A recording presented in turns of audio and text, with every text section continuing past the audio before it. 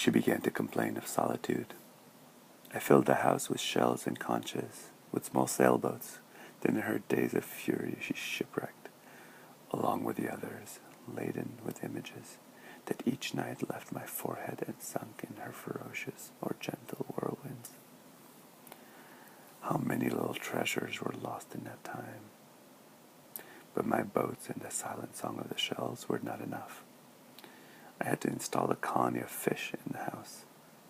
It was not without jealousy that I watched them swimming in my friend, caressing her breasts, sleeping between her legs, adorning her hair with little flashes of color.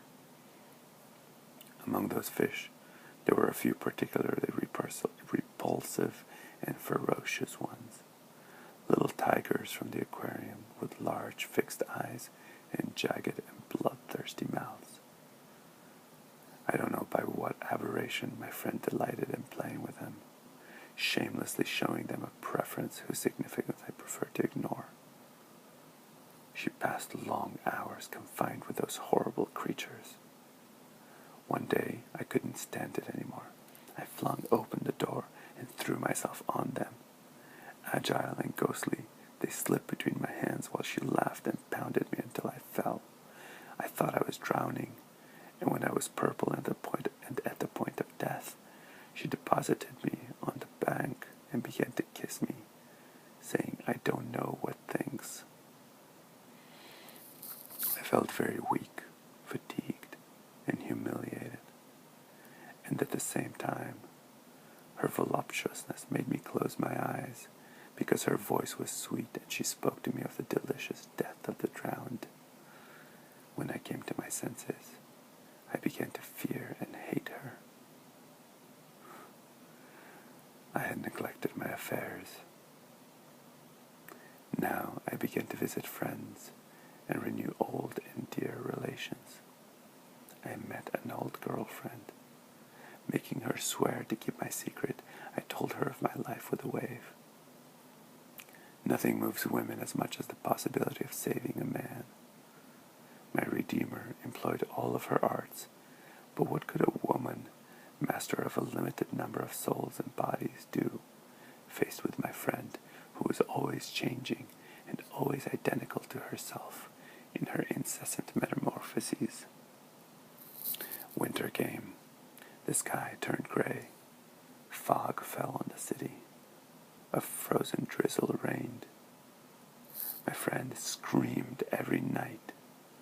During the day she isolated herself, quiet and sinister, stuttering a single syllable, like an old woman who mutters in a corner.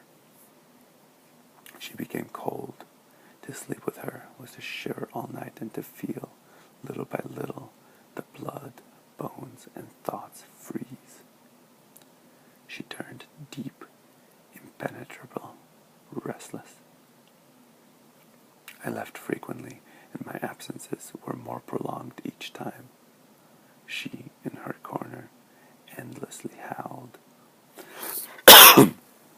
With teeth like steel and a corrosive tongue, she gnawed the walls, crumpled them. She passed the nights in mourning, reproaching me. She had nightmares, deliriums of the sun, of burning beaches.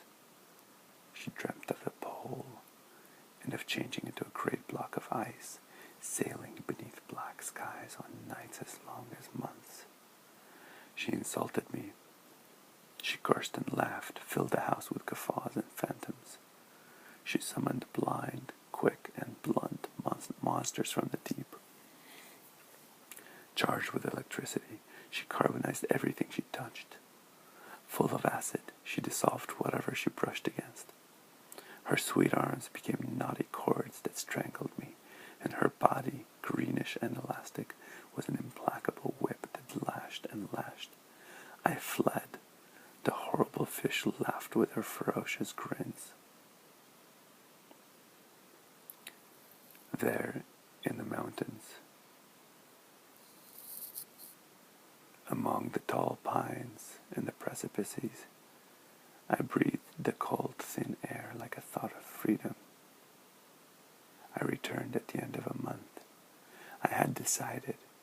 It had been so cold. Then over the marble of the chimney, next to the extinct fire, I found a statue of ice. I was unmoved by her wearisome beauty. I put her in a big canvas sack and went out into the streets with a sleeper on my shoulders. In a restaurant in the outskirts, I sold her to a waiter friend, who immediately began to chop her into little pieces, which he carefully deposited in the buckets where the bottles are chilled. Translated by Elliot Weinberger.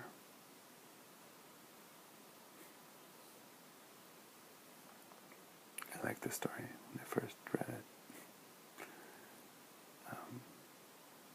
I like that I just read it now with my still cold voice that's growly, and I don't know how good it sounds, and I don't really care.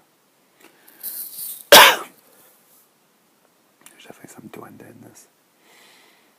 I hope you enjoy that.